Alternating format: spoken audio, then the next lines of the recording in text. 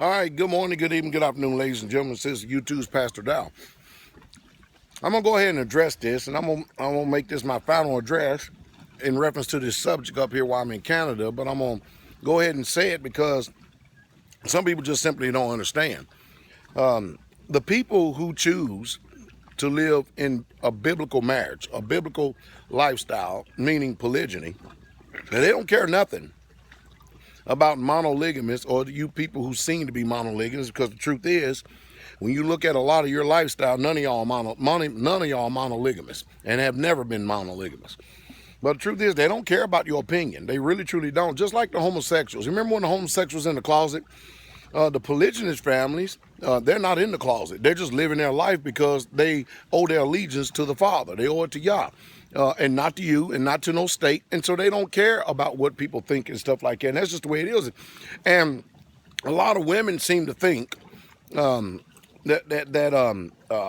or people seem to think I receive a lot of opposition and stuff from women when it comes to polygyny. But the truth is, the majority of the people who I actually even counsel, even get mailed and letters and stuff from, is actually from women all across this world who are actually seeking a good man. I mean, really, can you believe that? I thought it would be the very opposite, but hey, when it comes to the reality of it, it's just been totally, totally different.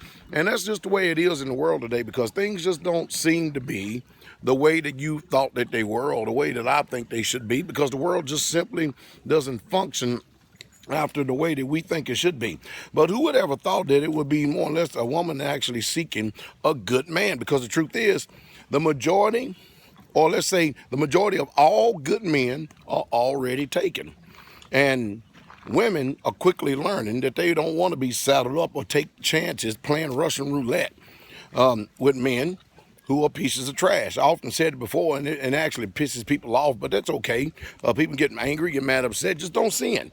I said, when all the good men and all the good women get together, that means all the crappy men will get the crappy women, and all the crappy women will get the crappy men.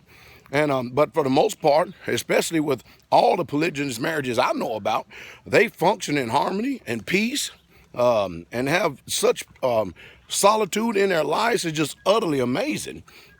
So, it ain't no need in trying to assert your personal opinion about something, because y'all didn't ask you and y'all don't agree with you. Sorry.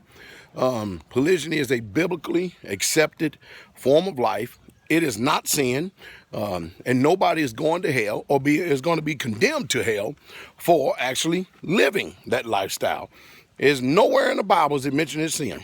I say it again, Jesus was born in a polygynous family, and all the patriarchs, pretty much every one of them, were.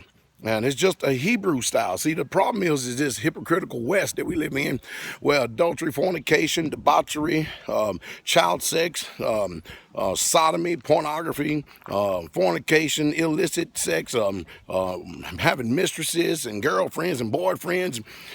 See what I mean? That's the problem, is having all this unlawful sex with no covenant and no contract. And people going around, and that's the reason why all these diseases are going on in this world today. So I know it's a hurtful subject for some of you, but for some people, it just simply ain't. Well, have a good day.